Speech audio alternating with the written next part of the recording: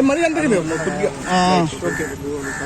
नाम बोलो। देखो सर, मेरा नाम शेख गौस है। ऑटो स्टैंड पे से इन्हें बुला लेके गए, मेरे को दोनों मिलके थे, इन्हों दोनों लड़ ले रहे, तो मैं कई को लड़ ले रहे बोल के समझा। तो ठीक है बोल के उन्हें क्या करा, 500 देता हूँ, बिलोली छोड़ दो बोला। अकेले उतार दिया, इन्हें अकेले बिठा लिया।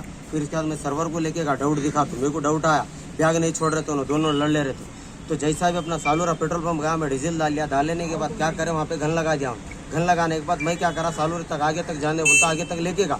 अब उसके बाद मैं बॉर्डर के नहीं मुँह नहीं उतारा बोल के उतर गए। तो मैं क्या करा, सीधा इन्हें पीछे से इशारा कर रहा, इन्हें पकड़ लिए। पकड़ने के बाद बोधन पी स्कूल आया साहब, लाने के बाद उधर से इधर भेज रहे साहब, रूरल टाउन को भेज रहे, बोधन टाउन को भेज रहे साहब। केस करने के आया तो कोई नहीं ले रहे साहब केस। क्या बोल रहे हैं, केस नहीं करे, हमारा नहीं होता, तुम्हारा नहीं होता बोले साहब। लेके तो ने मेरे को भोजन से कहा साहब। तेलुगु में क्या बोलो।